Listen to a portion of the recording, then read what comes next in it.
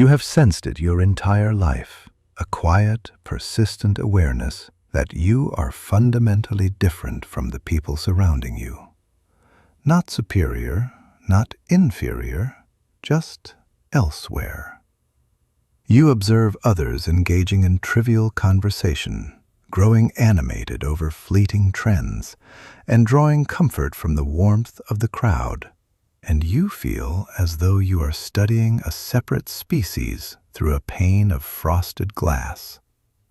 You mirror their behaviors to blend in, but beneath the surface there is a persistent static, a quiet disconnection you cannot name. For years, you may have categorized this feeling as anxiety, as depression, as a social defect. You were mistaken. What you are encountering is not a pathology. It is an evolutionary divergence. Carl Jung, the architect of analytical psychology, devoted his entire life to studying the outliers, the individuals who carry a psychology that refuses to conform to the geometry of the mass mind. He called this the path of individuation. If you are watching this, you are likely among the few who has inadvertently stepped onto that path. It is a solitary road.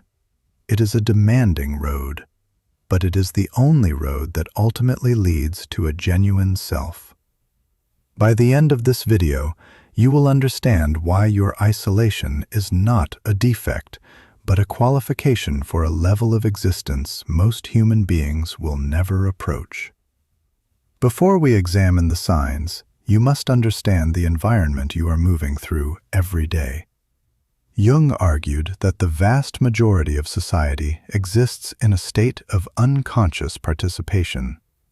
They are not living their lives. They are being lived by the collective. They absorb their values, their fears, and their desires from the herd surrounding them. They are comfortable. They are sheltered. They are asleep. You are awake. And because you are awake in a world of sleepers, you unsettle them, and they drain you. The rare personality is not rare because it is exceptional in some flattering way. It is rare because the psychological cost of sustaining it is so steep that most people collapse beneath the weight of it before they discover what they were carrying. It demands that you hold tension without resolution, that you face darkness without flinching, that you navigate territory no one has charted. If you recognize yourself in the following signs, stop attempting to cure yourself. You are not sick. You are simply waking up. The first sign is the burden of the shadow. You see the monster in the mirror. Most individuals move through their lives in a pristine delusion of their own virtue. They believe themselves to be compassionate, ethical, and fundamentally harmless. When they act with cruelty, they rationalize it immediately and without effort. I had no choice. They deserved it.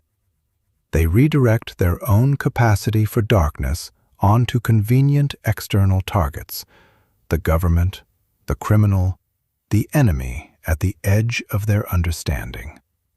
You cannot do this. The first sign of the rare Jungian personality is that you are painfully, surgically conscious of your own capacity for malevolence.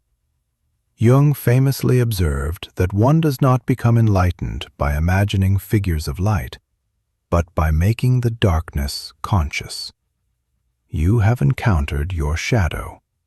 You know that under sufficient pressure, under the right combination of circumstances, you are capable of violence, of betrayal, of calculated and cold-blooded manipulation. You do not flee from these realizations. You examine them. You sit with them at 3 a.m. when the rest of the world has gone quiet. This awareness makes you heavy. It makes you deliberate in a way that others rarely are. While the crowd skims along the surface of relentless positivity, repeating phrases about good energy and good vibes, you are anchored in the deep, uncomfortable reality of what human beings actually are beneath their social performances. Consider the ancient story of the saint who was asked the source of his holiness. He replied simply, "I am not holy. I merely keep my demons on a shorter leash than most people do." The ordinary person is a house with a carefully maintained exterior and a locked basement they refuse to open. You are the one who lives in that basement. You know everything that is stored down there. This awareness generates a specific, unmistakable distance between you and the world around you. When someone declares with absolute certainty, "I would never do that," you study them with a quiet, compassionate understanding. You recognize that they simply have not been placed under the right kind of pressure yet. You have long understood that morality is not the absence of a monster. It is the sustained, deliberate control of one. Because you have integrated your shadow, or are actively engaged in that difficult process, you carry a gravity that others cannot replicate. You are not easily provoked because you understand the darkness from which provocation originates. You do not perform virtue publicly because you have long recognized that performed virtue is frequently a decorative mask sitting over a much deeper vice. You are not dangerous because you are violent. You are dangerous because you are honest. And in a civilization constructed upon polite, agreeable fictions, radical honesty functions as a quiet act of war. The second sign is the repulsion of the collective. The anti-mimic. Study the way a school of fish moves through open water. They shift direction in perfect unison without a single signal exchanged between them, without a single word spoken. This is the collective unconscious operating in real time, expressing itself through biology. It is an ancient and effective survival mechanism. To exist at the center of the school is to be protected by numbers. To exist at the edge is to be exposed and vulnerable. The second sign of the rare personality is that you carry a visceral, almost biological repulsion to the center of that school. When a cultural trend sweeps across the world, your immediate instinct is not participation, but suspicion. When an entire population converges on a single political narrative, a financial frenzy, or a sweeping social movement, something in your body recoils. You feel a deep physical compulsion to withdraw and observe from a careful distance. Jung wrote that the mass crushes out the insight and reflection that are still possible within the individual. You are not a contrarian who craves attention. That is simply another form of dependence on the collective, the mirror image of conformity. You are a contrarian because of the fundamental nature of your perception. You see the mechanism concealed behind the movement. You see clearly, and with a kind of sadness, how easily human beings surrender their sovereignty for the sensation of belonging to something larger than themselves. This quality tends to manifest across the arc of your history as a recurring pattern of deliberate departure. You walked away from social circles that hardened into toxicity and groupthink. You left behind careers that demanded the slow surrender of your interior life in exchange for external stability. You distanced yourself from belief systems that required blind, unquestioning allegiance as the price of membership. You have almost certainly been labeled aloof, arrogant, or difficult for these choices. Let them assign whatever labels comfort them. The ancient Greeks told the story of Cassandra, a prophetess condemned to perceive the truth, but never be taken seriously by those around her. She saw the destruction of Troy before a single stone had fallen. The crowds dismissed her entirely. They preferred to believe that the enormous wooden horse left outside the city gates was a gift from the gods. She recognized it immediately as a weapon. You are a contemporary Cassandra. You perceive the mechanism concealed within the gift. You detect the manipulation threaded carefully through the marketing. You sense the structural decay within the institution long before the walls begin to visibly crack. This separates you in a way that is genuinely difficult to articulate to anyone who has not experienced it. It produces the persistent, disorienting sensation of moving through the world as a presence that others cannot quite bring into focus. You witness people becoming passionately enthusiastic about things you have already recognized as hollow. You watch them elevate figures you have already seen through entirely. The ordinary person finds profound reassurance in collective agreement. If 10,000 people share a conviction, he feels 10,000 times more secure in holding it. You find collective agreement unsettling in a way you cannot always explain. If 10,000 people hold the same belief, your first impulse is to ask what truth they have all silently agreed to ignore in order to sustain it. This quality protects you with remarkable reliability, but it also isolates you in equal measure. You cannot dissolve into the experience. You cannot lose yourself in the celebration, the movement, or the congregation. You are perpetually the observer, standing just outside the frame. This is the authentic price of your autonomy, and it is not a small one. The third sign is the intuitive time traveler. Pattern recognition that moves beyond the ordinary. This is perhaps the most unsettling quality for those who spend significant time in your company. You possess a non-linear relationship with time that most people will never experience. Jung identified intuition not as a mystical gift, but as a function of the unconscious that processes information far more rapidly than the conscious mind can articulate. It perceives trajectories rather than positions, where things are heading rather than simply where they stand. You understand how a relationship will conclude before the second meaningful conversation is finished. You sense that a business partner carries dishonesty before a single deception has been committed. You know precisely what someone is about to say 3 full sentences before the words leave their mouth. To you, the present moment is transparent. It is a seed that already contains the outline of the future within it. This quality makes you exceptionally difficult to deceive.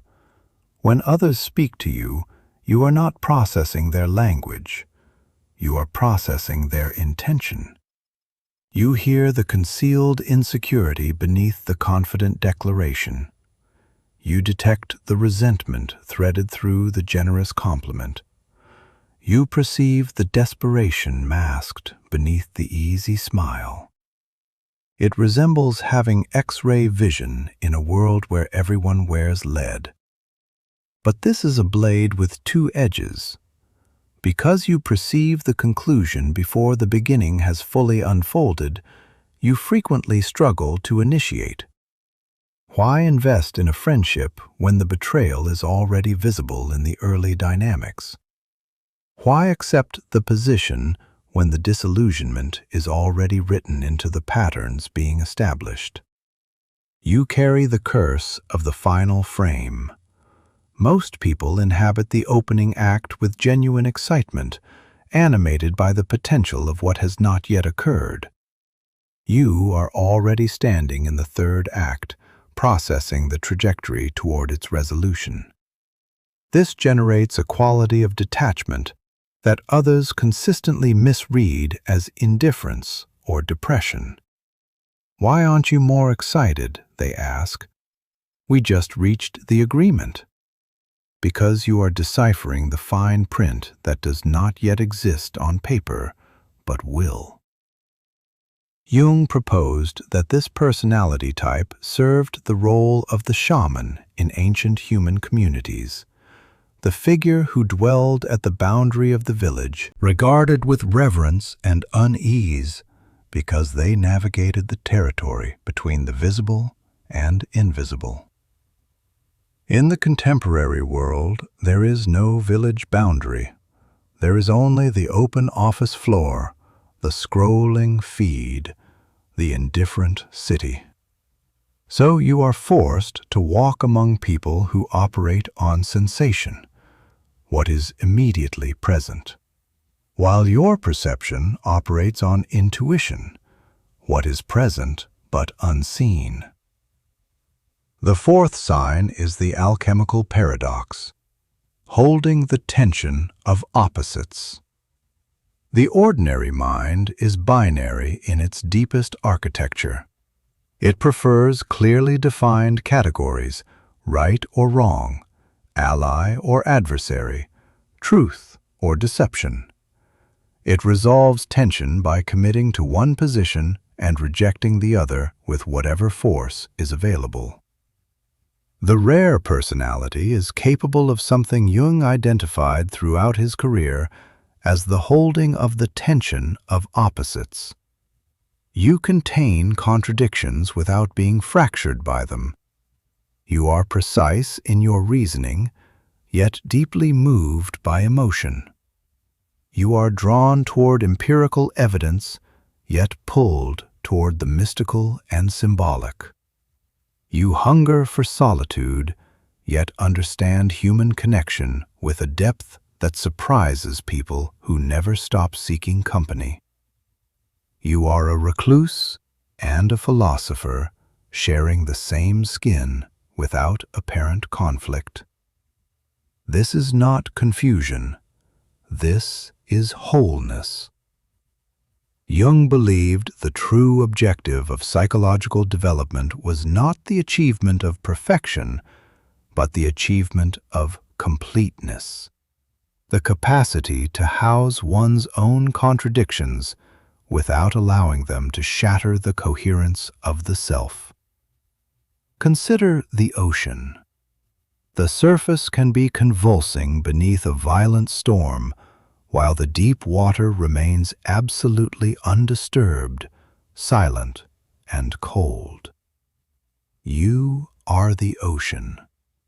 You can experience intense, consuming anger and observe it simultaneously from a place of complete calm. You can inhabit a chaotic environment while maintaining a core of absolute stillness that confuses everyone around you. This disorients people. They need to categorize you to feel comfortable. Are you introverted or extroverted?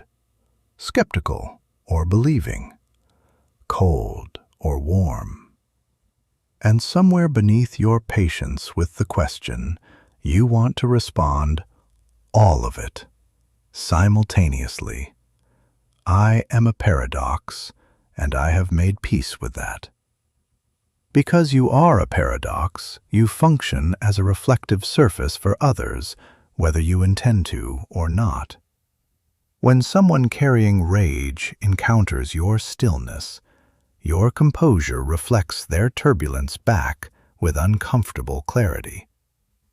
When someone performing a fabricated identity meets your authenticity, your presence quietly exposes their construction without a single word. You do not need to act in order to unsettle people. You only need to exist. This capacity grants you a quality nearly extinct in contemporary life: genuine nuance. F. Scott Fitzgerald observed that the true test of a first-rate intelligence is the ability to hold two opposed ideas in mind simultaneously and still retain the functional capacity to act. Most people retain that capacity by amputating half the reality in front of them. You retain it by carrying the whole weight of it. The fifth sign is the search for the prima materia. Depth over breadth. Shallow conversation is not merely tedious to you, it is genuinely oppressive. It produces a sensation as though your mind is being compressed by something formless and suffocating. You have no interest in weather as a social filler. You feel nothing when presented with celebrity narratives built entirely from performance. You are consumed instead by what the alchemists called the prima materia, the root substance, the irreducible core beneath every layer of social construction and comfortable pretense. You want to know what a person fears at 2 a.m. You want to understand what dismantles their composure in the unguarded hours before dawn. You want to engage with death directly, with the nature of consciousness, with the psychology of power, with the architecture of meaning in a civilization that has largely stopped searching for it. This makes you intense. How many times has that word been directed at you with a tone that suggests something requires correction? You are too intense. You think too deeply. Learn to relax. But you cannot surrender to the shallow water. You were not constructed for it. This is why your circle of genuine connection remains small regardless of your circumstances. You are incapable of sustaining relationships built primarily on surface-level exchanges maintained out of social obligation. You would choose a single hour of silence beside someone who truly perceives you over an entire week of animated noise with people who do not.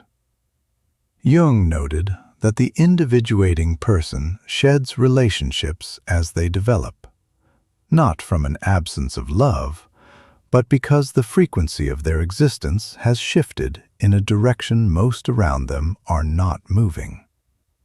Imagine calibrating a radio receiver with precision. Most people transmit on a popular, accessible frequency, familiar, easy to locate from any direction. You transmit on a narrow-band shortwave signal that only a small number of receivers can detect. When you attempt to lower your natural frequency to achieve temporary compatibility, you experience a slow suffocation. The social mask tightens around your throat, so eventually you cease the attempt. You accept the solitude not as defeat, but as honest acknowledgement of what you are, and you arrive at the understanding that one genuine exchange with a resonant mind carries more value than 100 evenings in comfortable but empty company. The sixth sign is the neurosis of the divine, the crisis of meaning. This is the sign that most frequently drives people toward therapy. And the therapist, unless genuinely equipped for this particular territory, tends to deepen the problem rather than illuminate it. They approach you as something requiring adjustment to an existing system. They attempt to reconcile you with the social order as it currently stands. Jung wrote that he had frequently observed people become neurotic when they content themselves with inadequate or fundamentally false answers to the deepest questions of existence. You are not experiencing clinical depression in the biochemical sense, though the texture of the experience can feel remarkably similar. You are experiencing a form of spiritual malnutrition that the clinical vocabulary was not designed to describe. The sixth sign is your absolute inability to sustain yourself on spectacle and distraction. Most people are genuinely satisfied by a stable income, a domestic partnership, a physical home, and a brief annual departure from routine. Their existential appetite is modest and easily fulfilled. Yours has no discernible flaw. You examine the conventional markers of a successful and well-lived life, the ascending corporate trajectory, the accumulation of property, the collection of status objects and social credentials, and you encounter something in yourself that resembles revulsion. Not merely boredom, a deep, vertiginous emptiness that no amount of external achievement seems capable of filling. Your psyche is on a permanent strike against the meaningless. If your existence lacks a transcendent purpose, a profound, burning reason that extends beyond the personal, you begin to deteriorate in ways that are visible even to you. You lose physical energy. You become withdrawn. You may become genuinely ill. This is your inner life refusing to participate in a fiction it recognizes as such. Society designates this as maladjustment, as a failure to adapt to the requirements of functional adult life. Jung called it the call to the quest. The ancient narratives speak endlessly of the hero who falls ill, becomes lost, or wanders in confusion until he finally accepts the summons that has been pursuing him throughout his apparent failures. Your restlessness is not a flaw. Your dissatisfaction is not ingratitude. Your refusal to be satisfied by what satisfies everyone around you is the summons itself. Do not numb this hunger. Do not dissolve it with alcohol or mindless consumption or the slow anesthetic of endless scrolling. That hunger is your most precise internal instrument.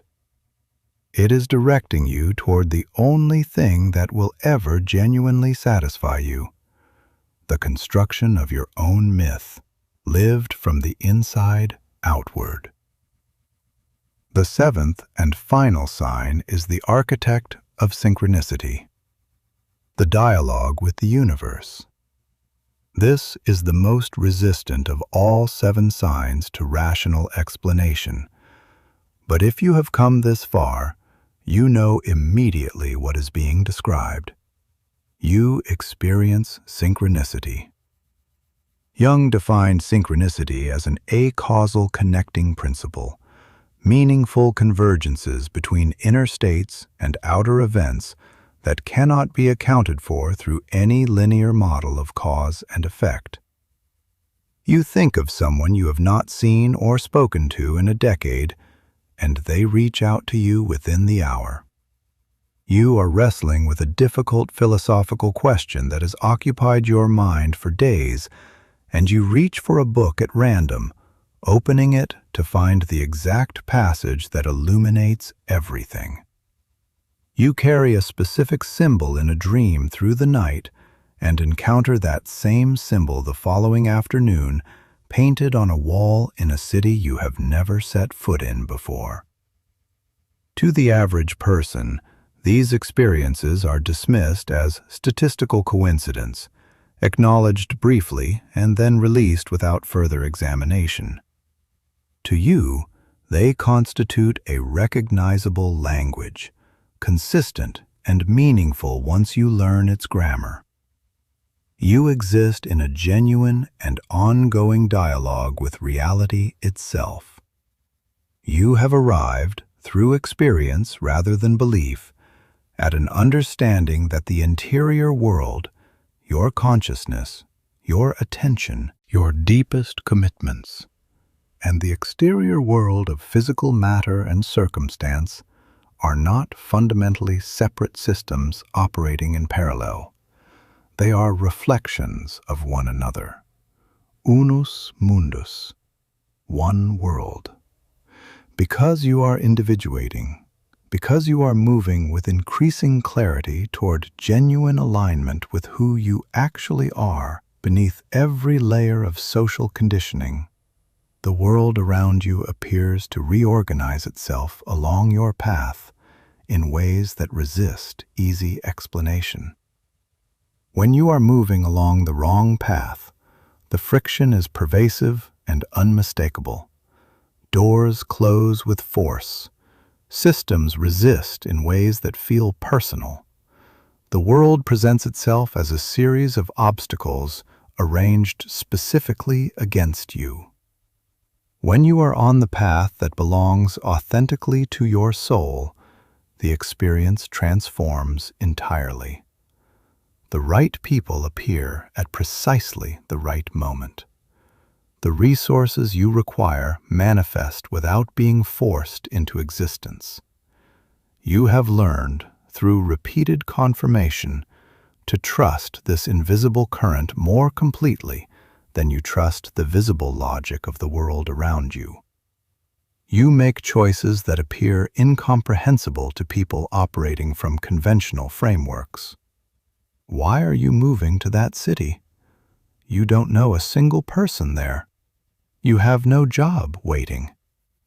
And you reply simply, I know it is where I need to be. And that knowing turns out to be right. This is the final sign of the rare personality. You have ceased navigating by the charts drawn by other hands and have begun navigating by the stars that are only visible from the interior of your own experience. If you recognized yourself in these 7 signs, you are most likely carrying a significant weight right now.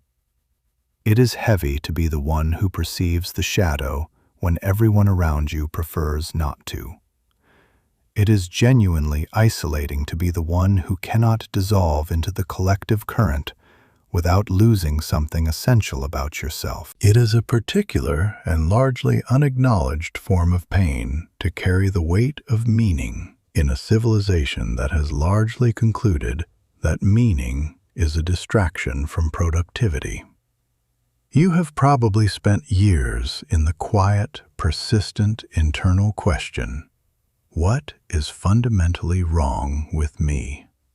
Why is ordinary life so incomprehensibly difficult for me when it seems to cost everyone else so little effort? Stop asking that question. Normal is a statistical description of a central tendency in a population. It is not a measure of psychological health, depth, or authentic vitality. In a disordered civilization, conforming to the norm is its own form of pathology. Jung wrote that the sole purpose of human existence is to kindle a light in the darkness of mere being. You are that light. But a light that burns also consumes. Here is the truth that needs to be heard. You are not suffering because something within you is broken beyond repair. You are suffering because you are resisting your actual function. You are attempting to perform the role of the ordinary villager when the architecture of your nature belongs to the shaman. The pain you carry is the friction generated between what you genuinely are and the diminished, manageable version of yourself you have been performing for the benefit of a world that did not ask you to be more. The first phase of genuine resolution is the death of the persona. The mask must be allowed to fall away. You must stop apologizing for the depth of your nature and the intensity of your perception. Stop diluting the truth of your experience to make it more manageable for people who have no tolerance for reality at its full intensity. If you are too much for the people currently in your life, release them with whatever grace you can find. You were not built for them, and they were not built for you. You must eliminate, with clarity, without prolonged guilt, the relationships, the habitual patterns, and the professional environments that require you to maintain a mask as the cost of entry. This will feel like a form of dying. It is a form of dying. It is the death of the accommodating, endlessly adjustable version of yourself that you constructed in early life as a survival strategy in a world that could not comprehend you. You no longer need to merely survive. You are built to live. The second phase is the integration of what Jung called the golden shadow. Cease treating your dark interior as a problem requiring permanent suppression. Your aggression, your capacity for strategic coldness when the situation demands it, your willingness to cut through illusion without softening the result. These are instruments of a formidable mind. A warrior without a weapon is not a symbol of peace. He is simply harmless in a way that benefits no one. A warrior who carries a weapon and chooses, from a position of genuine strength, not to use it, that is the truest expression of peace available to a human being. You need your shadow. You need your aggression to enforce the boundaries of your interior life. You need your coldness to sever connections that are consuming you slowly. You need your skepticism to navigate a world saturated with carefully constructed deception. Bring the shadow out of the basement. Assign it a purpose. Make it the guardian of everything you are still becoming. When you complete this integration, you cease to be a victim of your own interior life. You become formidable. And paradoxically, the people around you will extend you a different quality of respect because they sense the depth of what you are capable of restraining, and your kindness acquires the weight of genuine choice rather than simple limitation. The third phase is the magnum opus, the great work. Jung believed that the energy carried by the rare personality must ultimately be given form through sustained creation. Existence alone is not sufficient. You must build something that reflects the truth of your interior world with honesty and precision. It may take the form of art, of a body of written work, of a philosophy, of an entirely different way of living that no one around you has considered as a viable option. But it must originate from within you, because it is the product of everything you have seen, felt, and refused to look away from.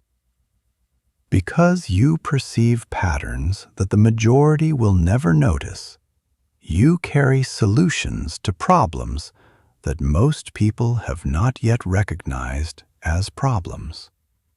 Because you have lived inside the kind of pain that others keep at a comfortable distance, your empathy operates with an unusual depth and precision that cannot be manufactured or performed.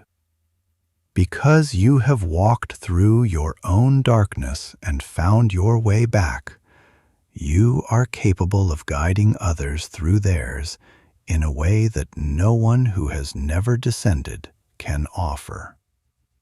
Your anxiety is not a disorder to be managed into silence.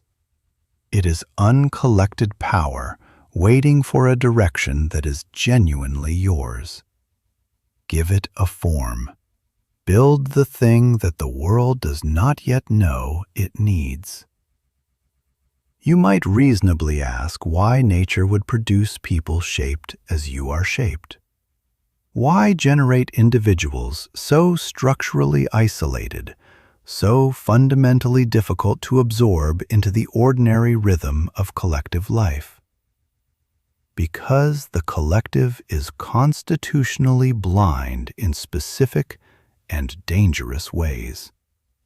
A civilization composed entirely of the well-adjusted, of people who follow established rules, meet conventional expectations, and avoid confrontation with the shadow at all costs, is a civilization moving with great confidence and impressive coordination directly toward the edge of a cliff. History provides the evidence in abundance and without ambiguity. The great social catastrophes of the past century were not engineered by outliers who refused to conform. They were executed by ordinary majorities following collective momentum with perfect, unquestioning efficiency into catastrophe. You are the evolutionary mechanism that perceives the edge before the crowd reaches it. You were designed to exist at a distance from the tribe so that you can perceive the tribe with a clarity that proximity makes impossible. They will resist you for this. They will assign you labels that make your perception easier to dismiss. And then, when the structures they trusted begin to fail in the ways you saw coming, they will seek you out and ask which direction leads away from the ruin. This is the weight. This is also the distinction. You are not isolated in any permanent or final sense. You are simply rare. There are others shaped as you are shaped. They are scattered across the world in small numbers, quiet and watchful. They are not loud, but they are paying careful attention, and in that attention, they are finding one another across every barrier that would otherwise separate them. If these 7 signs opened something real in you, if you felt genuinely recognized somewhere in these words, perhaps for the first time in a long time, leave the number 777 in the comments.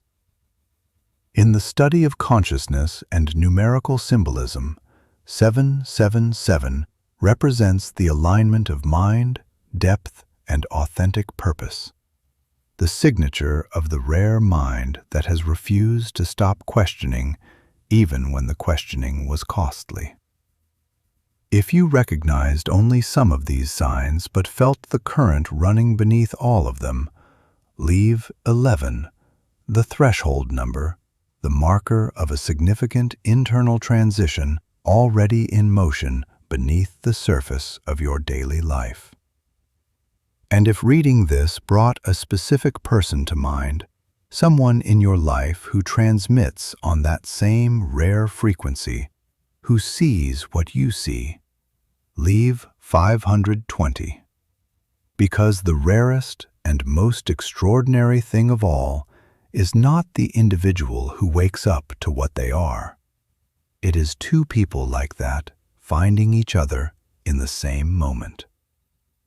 At Jung Psychology, this is the conversation we exist to sustain and deepen. Subscribe if you have not yet. The work continues.